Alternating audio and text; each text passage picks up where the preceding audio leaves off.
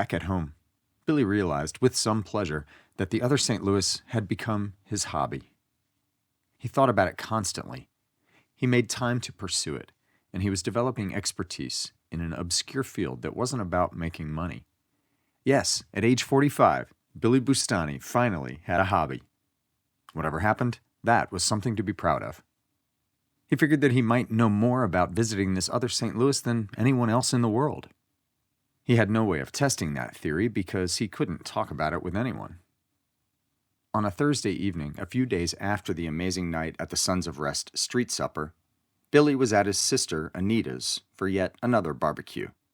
He was standing in the backyard next to the pool with the other men. Some expounded about baseball, others about rock climbing.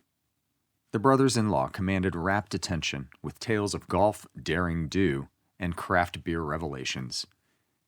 Billy gave every appearance of listening, dutifully, but inside, the urge to tell stories of his trips to the parallel universe, if that's what it was melting his brain. He could give these jokers something to think about, but he knew he had to keep his mouth shut. He couldn't imagine any scenario in which people would either believe him or react positively.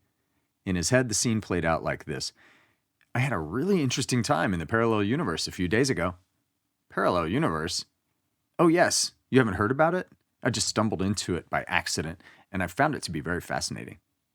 What in God's name are you talking about, Billy? I'm not sure if it's a complete parallel universe or just a parallel St. Louis, another city that overlays the regular city. Most of the time you can't see it, hear it, or touch it, but it's there all the same. Billy, are you okay? Do you need to sit down? I'm fine, thanks. Slipping back and forth between our city and the other was tricky at first, but I'm getting the hang of it. I've moved up from beginner to intermediate level.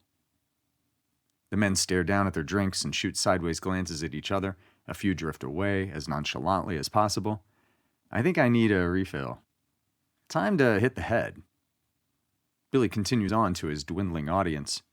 The crowds and the odd clothes are the first thing you notice over there. The cars are pretty weird also. Last time I got to hear some live music, it was unbelievable. Totally different from anything we have. I wish I had some photos or video for you, but of course, our phones and cameras don't work over there. Then he feels a tap on his shoulder. It's Carol, looking at him with her concerned teacher expression. Are you all right? Yeah, the best. I was just talking about last week in the other St. Louis, and Jeff said that you might be a little delirious. She gave him her deeply sympathetic, I know what's best, smile as she led him toward the driveway. Let's call it a night. Every conversation that Billy came up with, no matter what its twists and turns, ended up more or less the same way.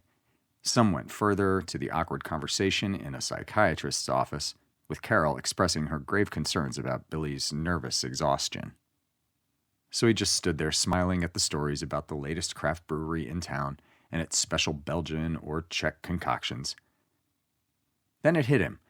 He not only had a hobby, but had something far cooler, a secret. A huge secret, an earth-shattering secret. Any small-time asshole could have a hobby, but did anyone else in this backyard have a secret that was worthy of the name? A couple of them were probably hiding affairs, but those were tawdry secrets. His had scope and depth and mystery.